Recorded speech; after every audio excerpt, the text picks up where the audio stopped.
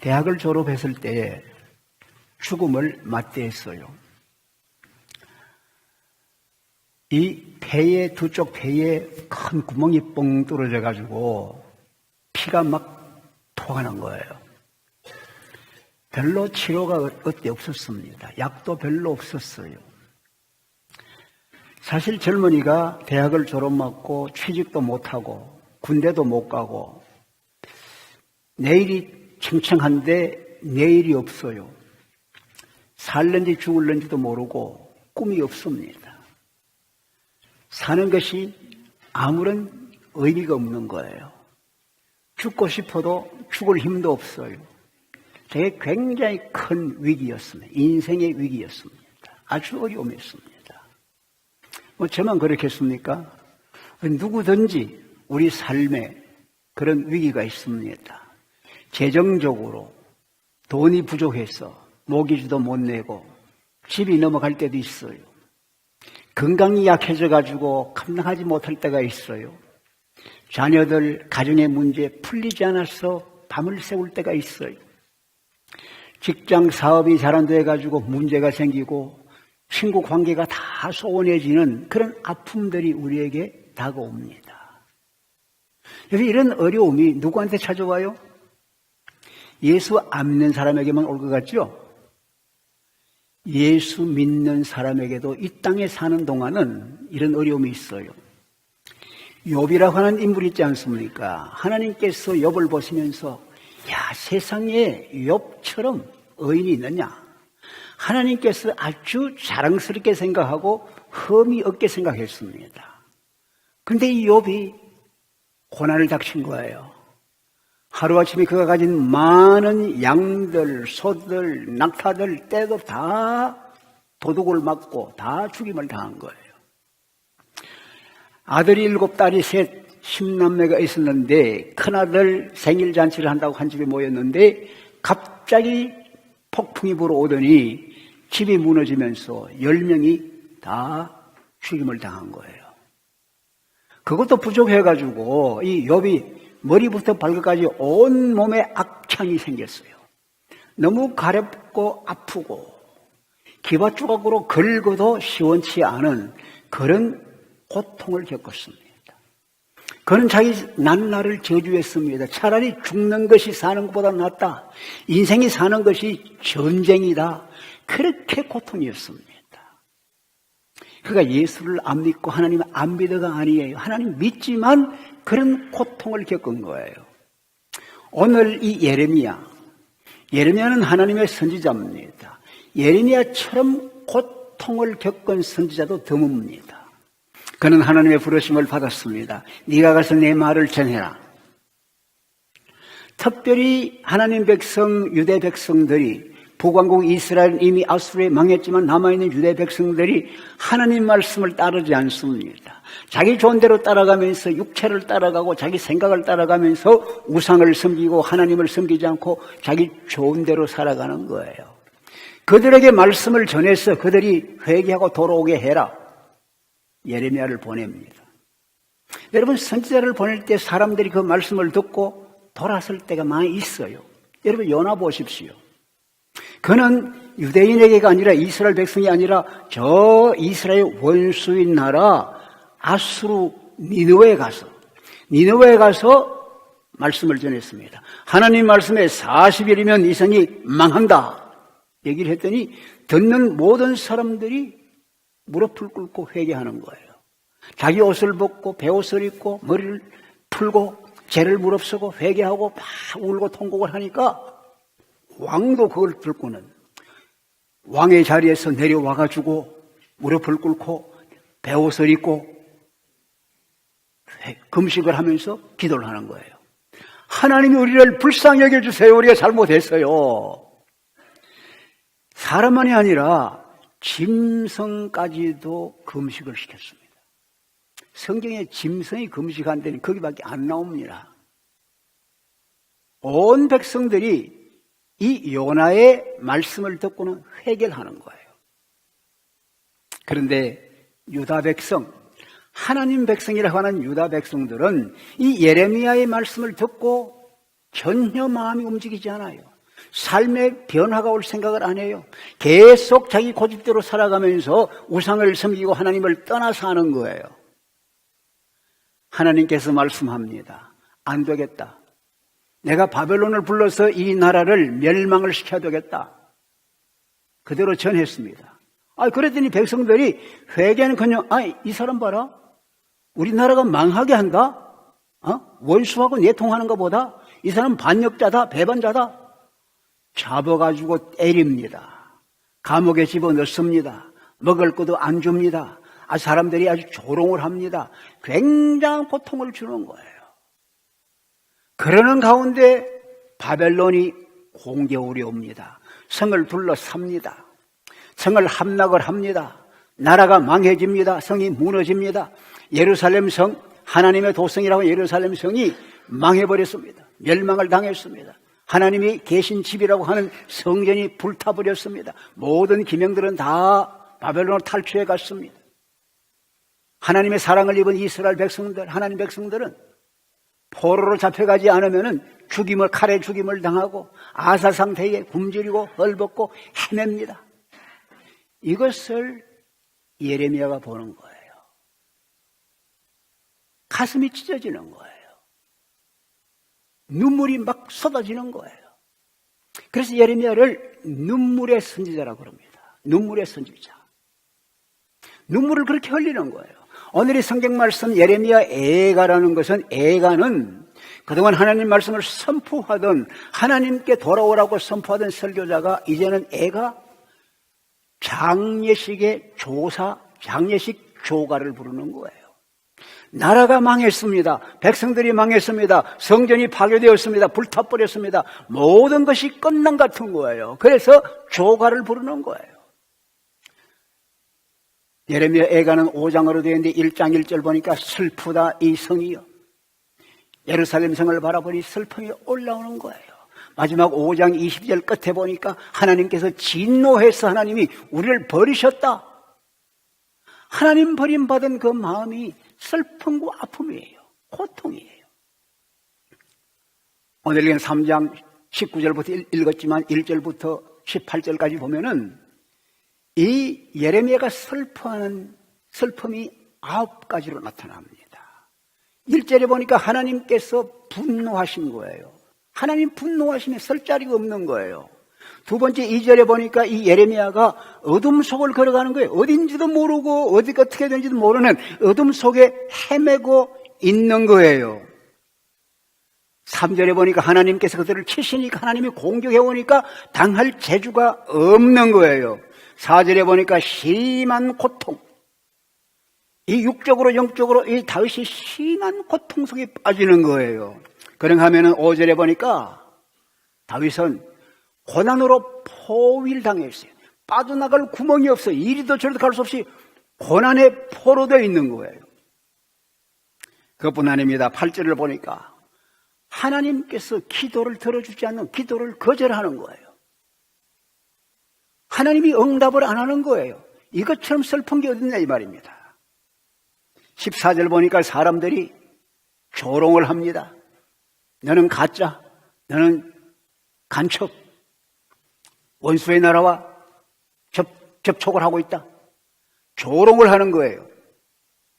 그러면서 17절에 보니까 그는 민족들로부터, 사람들로부터 버림을 당하고 하나님께로부터도 버림을 당한 것 같은 거예요. 18절 보니 그는 힘이 빠졌습니다. 하나님, 이제는 힘도 없습니다.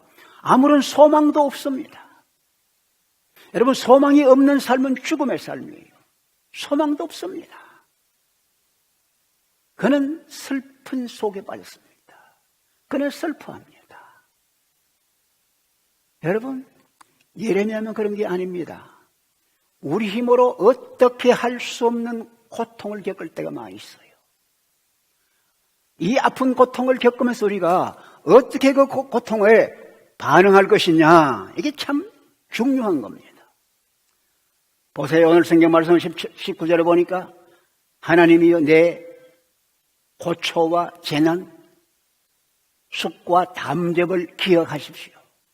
내가 이것들을 기억하니까 내 심령이 낙심이 됩니다. 여러분, 고난이 올 때에 제일 먼저 보는 것은 고난이 보이는 거예요. 환난이 보이는 거예요. 어려움 보이는 거예요. 그러면 그것 때문에 우리 마음에 낙심이 오는 거예요. 예레미야도 낙심을 했습니다. 낙심을 했습니다. 낙심이란 말은 심장이 뚝 떨어진다 그 말이지. 힘이 없는 거예요. 영어로는 다운캐스트, 뚝 떨어지는 거예요. 바닥에 던져지는 거예요. 삶에 힘이 없는 거예요. 좌절하는 거예요. 아무런 삶의 의미가 없는 거예요. 그러니까 죽음과 같은 거예요. 소망이 안 생기는 거예요. 여러분, 오늘의 문화가 뭐예요? 오늘의 문화가 이런 거예요. 미국만 하죠. 온 세계 젊은이나 나이든 살 것 없이 오늘 우리 속에 낙심이 많습니다. 걱정이 많습니다. 불안이 많습니다. 염려가 많습니다. 그것 때문에 우울해지는 거예요. 그것 때문에 좌절에 빠지는 거예요. 어떻게 해요? 의사를 찾아가 약을 달라고 합니다. 약을 먹어보니 점점 약의 도수는 올라갑니다. 되질 않습니다. 약물 중독이 참 많아요. 아편을 공식화하는 주가 얼마나 많습니까? 아편을 법조에서 아편을 먹게 하는데 아편 때문에 죽는 사람이 미국에만 해도 1년에 5만 명이 됩니다. 중독으로 죽어가는 거예요. 아무런 소망이 없고 낙심하다 보니까 결국 그것이 우리를 죽음으로 인도하는 거예요. 여러분, 단테의 신곡을 아시죠? 지옥편에 들어가면 지옥편 입구에, 지옥 입구에 뭐라 그랬어요? 여기 이제 들어오는 사람들은 모든 희망을 버려라. 지옥은 희망이 없는 곳이에요. 오늘 우리가 살면서도 희망 없이 살고 낙심 가운데 살면 그것은 지옥, 죽음과 똑같은 거예요. 이렇게 사는 사람 많습니다. 예레미야도 그렇게 했습니다. 그러나 예레미야는 거기서 끝나지 않아요. 거기서 끝나버리면은 그것도 죽음인데 21절 마지막 22절 원문에 보면 처음 시작이 그러나 전환점이면 그러나 내가 그걸 마음에 담아두니 이 말은 내가 깊이 생각하니 옛날 성경은 중심에 회상한 적 여러분 어떤 고난이 닥치고 어려움이 닥칠 때 그것을 그대로 액면 그대로 생각 없이 받아들이면 환난입니다. 염려입니다. 낙심입니다. 죽을 것 같아요. 그런데 깊이 마음에 담아두니 그걸 깊이 생각하니 중심의 회상을 해보니 오히려 내게 소망이 있다. 내가 살 힘이 생겼다. 희망이 있다. 그러니까 우리말이 있지 않아요? 혼에게 물려가도 뭐 하라고요? 혼에게 물려가도 정신을 차리라고. 생각을 분명히 해라. 깊이 해라 이 말입니다. 생각을 깊이 해보니 소망이 있어. 살 의미가 있어. 왜? 여호와의 인자와 긍휼하심이 무궁하심으로 그 긍휼하심이 아침마다 새롭도소이다. 우리가 진멸되지 아니했습니다. 하나님의 인자와 긍휼하심으로 우리가 진멸되지 아니했습니다. 이걸 바라본 거예요. 여러분 보세요. 나라는 망했습니다. 성은 무너졌습니다. 성전은 불타버렸습니다. 백성들은 쫓겨갔습니다. 포로로 잡혀가든 죽든지 합니다. 그런데 아직 보니 진멸되지 않았어요. 남은 자들이 있는 거예요. 예레미야도 죽지 않고 살아있어요. 잡혀간 사람도 잡혀갔지만 살아있어요. 또 여기 예루살렘에 사는 사람, 유대에 사는 사람도 고생은 하지만 살아있어요. 진멸되지 아니하고 우리가 살아있구나. 살아있다는 것이 하나님의 인자요 하나님의 긍휼이다. 하나님의 인자와 긍휼은 하나님의 특성입니다. 여기 인자란 말은 사랑이란 말이에요. 이 인자란 말은 헤세드란 말인데 이 말은 번역이 참 쉽지 않습니다. 사랑인데 영원한 사랑, 변치 않는 사랑, 항상 우리에게 다가오는 사랑, 하나님의 언약 관계수를 사랑하는 그 사랑을 얘기합니다. 아브라함이 하나님 앞에 섰을 때 하나님께서 아브라함과 약속을 했습니다. 내가 너에게 복 준다. 너로 큰 민족이 이렇게 할 거야. 너를 통해 세상의 모든 사람이 복을 받게 할 거야. 예루살렘 하나님께서 이 아브라함과 약속을 했습니다. 그런데 하나님은 이 아브라함과 약속을 끝까지 끝까지 지키시는, 지금도 지키는 거예요. 아브라함 후손에 대해서 끝까지 지키는 거예요. 이게 신실하고 이게 하나님의 사랑입니다. 하나님 우리를 사랑하는 그 사랑은 하나님께서 변치 않는 거예요. 긍휼은 뭡니까? 이 긍휼은 복수형입니다. 하나님의 사랑이 나타나야 되잖아요. 하나님이 사랑한다 말만 사랑이 나타나는데 그 사랑이 어제 베풀어준 사랑, 오늘 베풀어준 사랑, 이 사랑이 나타나는 거예요. 이 긍휼들이 아침마다 새로운 거예요. 여러분 생각해 보세요. 이스라엘 백성들이 에집트에서 해방돼 나왔어요. 약속의 땅을 향해서 가고 있습니다. 하나님께서 그들을 광야를 통과하게 하는 거예요. 아무것도 없는 광야입니다. 그 광야를 지난 시들이 얼마나 하나님께 대항을 합니까? 못 믿겠다 그러고 반항하고 하나님을 믿지 않고 송아지를 만들어서 애굽으로 돌아가자 그러고 하나님이 세우신 지도자 모세를 거역하고 얼마나 힘들었습니까? 사실 그들이 한 걸 보면 하나님께 그들을 완전히 진멸해버려야죠. 진멸해버려야 돼. 그런데 하나님은 그들을 향한 인자와 긍휼이 풍성해요. 그래도 불기둥으로 인도하고 구름기둥으로 인도하고 물이 없으니 마실 물을 주고 먹을 게 없으니 만나를 내려주시는데 매일 아침 내려주시는 거예요. 생각해 보세요. 한번 만나를 내려주시고 실컷 거두어라. 일주일 먹을 거 거두어라. 얼마나 좋겠어요? 어떤 사람은 거두어가지고 내일 어떻게 될지 모르니까 내일을 위해서 좀 저축해야 되겠다. 딱 모아놨어요. 그 다음날 아침에 일어났더니 어떻게 되세요? 전부 벌레가 다 먹었어요. 다 썩어온 거예요. 그 아침에 새롭게 하나님이 또 새로운 만나를 내려주시는 거예요. 아침마다 새롭게 내려주시는 거예요. 이스라엘 백성은 하나님의 긍휼하심을 아침마다 주시는 그 은혜를 생각하고 들에 나가면은 또 만나가 있는 거예요. 또 줄 수 오면 되는 거예요. 이들이 나갈 때마다 하나님은 신실하시다. 하나님의 긍휼하심이 오늘 아침도 우리에게 넘치는구나. 감사하는 거예요. 찬양하는 거예요. 하나님의 신실하심, 하나님의 인자와 긍휼이 끝나지 않아요. 쉬지 않아요. 무궁하도록 영원토록 있는 거예요. 할렐루야 믿으시면 아멘. 하나님의 인자가 그렇습니다. 토마스 치섬이라는 사람이 있었어요. 1866년에 켄터키의 그 통나무 집에서 태어났습니다. 그때는 다 가난했어요. 그래가지고 이 사람이 학교도 별로 못 다녔어요. 학교도 별로 못 다녔지만 그러나 또 학교 형편이 또 아주 초라했습니다. 그래서 16살에 나이가 되긴 학교에 교사가 됐어요. 그러면 그 학교가 어떻게 했습니까? 그러다가 이 사람이 27살에 예수님을 영접하고 예수 사람이 된 거예요. 변화를 받은 거예요. 그래서 36살에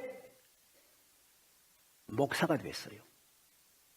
목사가 돼서 목회를 하는데 1년 딱 하더니 몸이 약해가지고 더 목회할 수 없어서 사임을 했어요. 그리고는 뭘 할까 하다가 켄터키에서 뉴저지로 옮겨가지고 보험회사 판매 사원으로 그저 시간 되는 대로 건강 되는 대로 조금씩 일을 했어요. 얼마나 사는지 아세요? 1960년까지 살면서 93세를 살았습니다. 93세. 그러면서 이 사람이 얘기합니다. 나는 사는 동안에 경제적으로 여유가 없었어. 매일매일 그날 살았어. 그리고 나는 건강이 그렇게 건강하지 못해서 병약하게 살았어. 그러나 하나님의 신실하심이 오늘까지 나를 붙잡아 주셨어. 하나님의 신실하심이 오늘까지 나를 붙잡아 주셨어. 그가 1200편 정도의 시를 썼습니다. 그 중에 하나가 오 신실하신 주입니다. 여러분 아시지요? 393장 오 신실하신 주 내 아버지여 늘 함께 계시니 두려움 없네.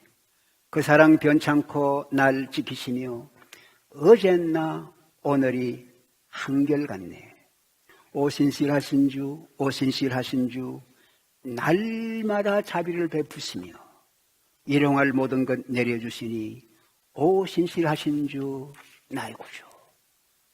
1923년에 이걸 썼습니다.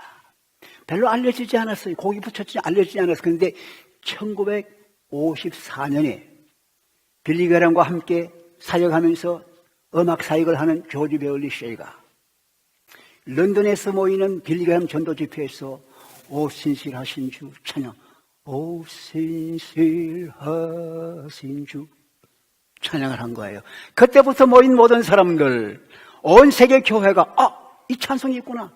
그때부터 부르기 시작한 거예요. 우리가 즐겁게 부르는 게 오 신실한 주입니다. 하나님은 매일매일 어제나 오늘나 한결같습니다. 날마다 우리에게 일용할 모든 것 채우신 하나님이십니다. 할렐루야. 이 하나님, 신실하신 하나님을 생각하는 거예요. 환난이 다가오느냐, 역경이 있느냐, 고난이 있느냐, 그토록 그것만 보지 마. 깊이 생각해. 그 뒤에 뭐가 있는지 생각해. 하나님의 신실하심, 하나님의 사랑하심, 하나님의 긍휼하심을 깊이 생각해라. 그것이 예레미야가 한 일이에요. 두 번째 보니까 깊이 기억하고 마음의 생각만 아니에요. 그것을 말로 해라. 예레미야는 말을 합니다.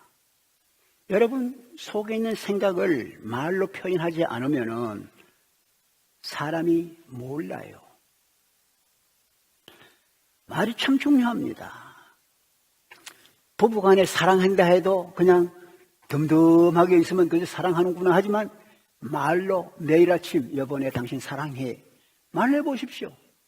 아주 속에 힘이 생겨요. 그러잖아요. 아이들도 마찬가지입니다. 내가 너를 사랑해. 아이들이 그 사랑한다는 소리를 들으면요 애들이 학교 가도 힘이 생기는 거예요. 이거는 미천 안 들어가는 거예요. 사람을 살리는 활력이 넘치는 거예요. 사랑한다는 거, 말하는 거 굉장히 중요한 거예요. 그래서 이 예레미야는 말로 표현해라. 누구한테? 첫째는 하나님께 표현해라 해요. 오늘 성경 말씀 보니까 내 고초와 재난과 습과 담접을 얼마나 담접, 얼마나 쓰고 얼마나 어려워요. 그 담접을 기억해 주십시오. 다윗은 내 눈물을 하나님의 눈물병에 담아 주십시오. 나를 좀 봐달라는 거예요. 내 사실을 숨기지 않고 그대로 얘기하는 거예요. 하나님 몰라서 얘기하는 게 아니에요. 하나님이 아시지만 내 사정을 그대로 통하는 거예요. 말씀을 드리는 거예요. 그것만이 아닙니다. 하나님이 어떤 분이신지 말하는 거예요. 오늘 성경 말씀 보니까 여호와의 인자하심, 여호와의 긍휼하심이 무궁합니다. 여호와의 신실하심은 영원합니다. 아침마다 새롭습니다. 이거를 고백하는 거예요. 하나님, 주님은 사랑이십니다. 주님은 인자하십니다. 주님은 신실하십니다. 이걸 하나님께 고백하는 거예요. 여러분 생각해 보세요. 사람을 인정하면은 인정받고 싶어요? 인정받는 거 싫으세요? 인정을 받으려면 인정받는 대로 살길 원하는 거예요. 우리가 하나님 앞에 하나님은 사랑이십니다 하면은 그래 내가 사랑이지 내가 사랑을 보여주마. 사랑을 보여주시는 거예요. 하나님은 긍휼하시다 긍휼을 보여주시는 거예요. 우리 주님께서 병자들을 보십니다. 우리 주님께서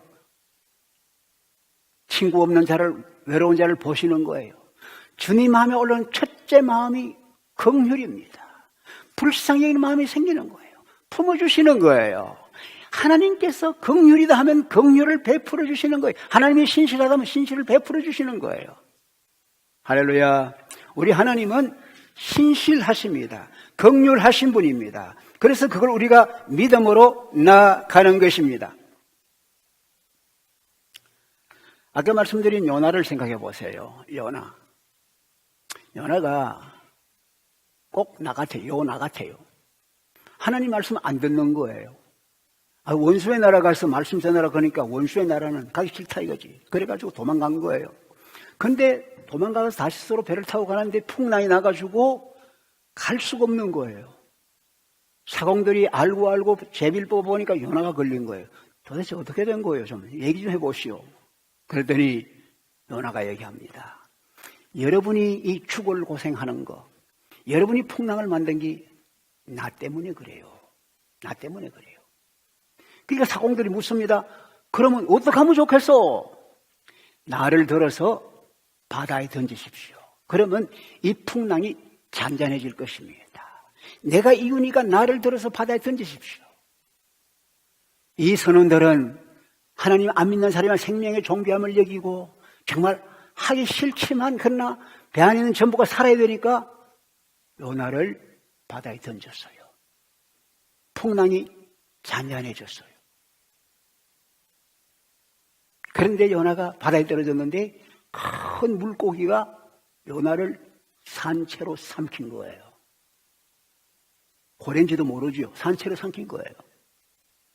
요나가 큰 물고기 뱃속에 들어갔어요.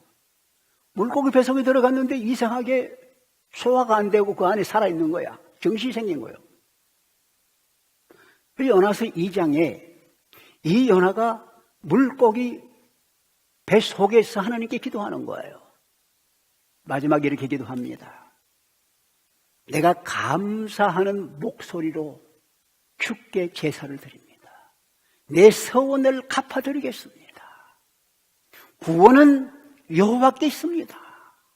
이렇게 하나님께 말씀을 드리는 거예요. 뭡니까? 내가 하나님을 감사합니다. 하나님께 찬양합니다. 목소리로 내가 말을 내어 하나님께 감사를 드립니다. 그 이유는 내가 살지 죽을지 나는 모르지만 내 구원은 하나님께 달렸습니다. 주님이 나의 구원이십니다. 이렇게 얘기해. 주님은 나의 구원이십니다. 하나님을 향해서 주님은 나의 구원이십니다. 그렇게 할 때 주님께서 아니야, 나는 아니야, 난 모르겠어, 그러시겠어요? 그 다음 순간 하나님께서 물고기에게 명하니까 저 해변에 가서 탁 토해낸 거예요. 요나가 새로운 사람으로 태어난 거예요. 중요한 것은 뭐냐? 아무리 어려운 환난, 아무리 어려운 고통 속에 정말 정신을 차릴 수 없는 아픔 속에서도 정신을 차려서 마음속 깊이 생각 정신을 차려서 하나님을 바라보는 거예요. 내가 이 물고기 배 속에서 하나님을 바라보나이다. 하나님을 바라보면서 감사 기도를 드리면서 구원은 주님 겁니다. 주님은 구원자이십니다. 여러분, 예배가 뭡니까? 예배는 하나님을 하나님으로 인정하는 거예요. 예배는 우리 주님을 주님으로 인정하는 거예요. 주님은 나의 주님이십니다. 주님은 나의 구원자십니다. 주님은 나의 생명의 주인이십니다. 주님의 이름이 큽니다. 주님의 자비하심, 주님의 사랑이 너무 많습니다. 주님을 높여드리고 인정하는 거예요. 그러면 주님께서 그래 내가 그렇지 채워주시는 거예요. 우리 중요하게 우리가 어려움을 당할 때 이 어려운 문제만 보지 말고 생각을 깊이 해서 하나님의 크고 위대하심을 바라보고 말해라 이거예요. 그것뿐 아닙니다. 하나님께 말하는 것도 중요하지만 자기 스스로에게 말을 해라. 자기 스스로에게도 얘기해라.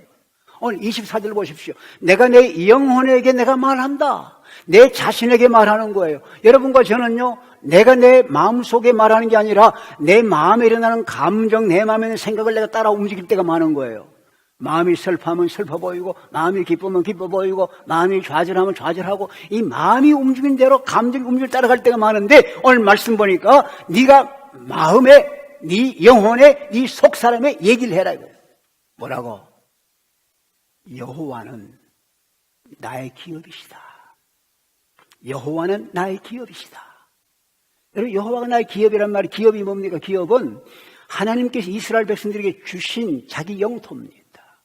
이스라엘 백성들에게 땅을 분배해서 이거 네 땅이다. 유다라든가 시몬이라 땅을 주면 이 네 땅이다 하면은 이 땅은 다른 사람이 뺏어가지 못합니다. 그 땅은 영원토록 그들에게 속했습니다. 그들의 삶이 그곳에 있습니다. 그들의 먹을 것이 그곳에 있습니다. 그들의 생존 근거가 그곳에 있습니다. 그 축복이 그곳에 있습니다. 여호와는 나의 기업이라는 얘기는 하나님 안에 내 생명이 있고 하나님 안에 내 복이 있고 하나님께 내 모든 것이 있다. 누구도 그 하나님을 뺏어갈 수가 없다 이거예요. 밥을 한 끼 먹으면은 몇 시간 지나면 또 배가 고파요. 돈도 있는 거 써버리면 또 없어져요. 근데 우리 하나님이 우리 기업이면은 그분은 영원하십니다. 무궁하십니다. 부족함이 없습니다. 항상 그분에게서 넘쳐나는 거예요. 내가 내 영혼에게 얘기합니다. 걱정할 게 뭐냐? 여호와가 내 기업이다. 여호와가 내 모든 축복의 근원이다. 생각해 보세요. 다윗이 어떻게 했습니까? 여호와는 나의 목자시라. 그 누구한테 얘기하는 거예요? 자기 스스로 얘기하는 거예요.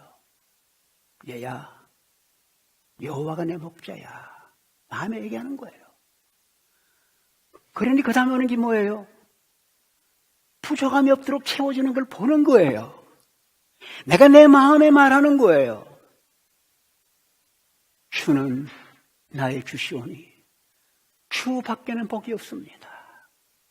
제가 언제부터 이 기도를 했는지 내가 생각이 안 나지만 아침에 일어나서 하는 말이 주여, 주는 나의 주시오니 주 밖에는 복이 없습니다. 오늘 또 주님은 나의 주님이십니다. 내 마음속에 말합니다. 주는 나의 주시다. 예수 그리스도 하나님은 나의 주시라. 주 밖에는, 하나님 이외에는, 예수 이외에는 내게 복이 없다. 고백을 하는 거예요. 그런 마음에 평강이 오는 거예요.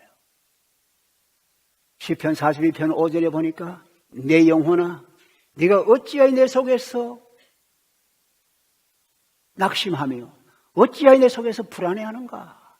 너는 하나님의 얼굴을 바라보아라. 그 도우심을 인하여 하나님을 찬송하게 될 것이다. 여러분, 우리 속에 낙심이 생깁니다. 우리 속에 불안이 생깁니다. 낙심, 불안이 생길 때 따라갈 것이 아니에요. 우리가 우리 영혼에게, 우리 속심령에, 우리 마음에 얘기를 해야 합니다. 왜 불안해하나? 하나님 바라보아라. 그를 인해서 찬송할 것이다. 할렐루야. 주님께서 말씀했어요. 내가 너희들에게 평안을 준다. 내가 주는 건 세상이 주는 거라고 달라. 걱정하지 말고 염려하지 마라. 우리 주님이 주신 평안은 세상이 주는 거 달라요. 돈이 있든지 없든지 건강하든지 말든지 항상 우리 주님께서 우리 평안을 주시는 거예요. 1850년 그때에 시카고에 유명한 변호사가 한 사람이 있었습니다. 스패포드라고. 아주 개업을 잘하고 일을 잘해서 아주 인기가 많고 일을 잘했습니다. 한 해 여름은 딸이 넷인데 가족을 데리고 영국으로 휴가를 가기로 했어요. 그래서 그때는 비행기가 없으니까 배를 가지고 이제 휴가를 가기로 다 작정을 했는데 이 사무실에 일이 많이 생겨가지고 같이 떠나지 못하게 됐어요. 먼저 가라. 예정대로 먼저 가면 내가 일 처리하고 뒤따라 갈게. 그리고 아이들 넷하고 아내를 먼저 보냈어요. 그러고 일하고 있는데 며칠 후에 영국에서 전보가 왔습니다. 나만 혼자 구조되었습니다. 나 홀로 구조되었습니다. 그 아내가 보낸 전보입니다. 이 배가 대서양을 지나가다가 대서양 중간에서 조난을 당했어요. 침몰이 됐어요. 구조한다고 했지만 아이들은 다 물에 매장돼 버리고 엄마만 살아난 거예요. 몇 사람이 살아난 거예요. 여러분, 이 소리 들었을 때 이 스패포드 변호사 마음이 어떻겠어요? 여러분 바꿔놓고 생각해 보세요. 마음이 어떻겠어요? 삶의 의미가 있겠어요? 왜 이런 일이 나에게? 하나님이 계시나? 말할 수 있지 않겠어요? 일하는 재미가 있겠어요? 인생의 재미가 있겠어요? 모든 것이 낙심입니다. 절망입니다. 그러나 런던에 가서 아내를 데려와야 되기 때문에 배로 대서양을 건너갑니다. 대서양 중간쯤 가는데 선장이 얘기합니다. 이곳이 바로 지난번 배가 침몰한 장소입니다. 그 장소에서 그 풍랑이, 그 물결이 아이들 다 삼키고 다른 선생을 다 삼켜버린 거예요. 그 길 지나갑니다. 그 풍랑만 보면은 어떻게 했어요? 분노가 짙게 오르지 않겠어요? 슬픔이 나지 않겠어요? 그러나 깊이 생각한 거예요. 깊이 생각하더니 가방에서 종이를 꺼내서 글을 쓰는 거예요. 이런 글입니다. 내 평생에 가는 길 순탄하여 늘 잔잔한 강 같든지 큰 풍파로 무섭고 어렵든지 나의 영혼은 늘 평안해. 내 영혼 평안해. 내 영혼 평안해. 내 영혼 평안해. 1873년에 쓴 찬송시입니다. 우리 찬송 413장에 나와 있어요. 어떻게 이런 평안을 가지고 있어요? 물결 속에 어려움 속에 잠기지 말고 눈을 들어 하나님 바라보는 거예요.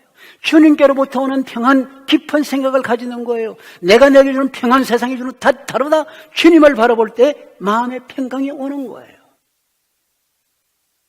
우리 심령에 말하는 게 중요한 거예요. 하나님 살아계셔. 하나님 지금도 일하고 계셔. 하나님이 사랑이야.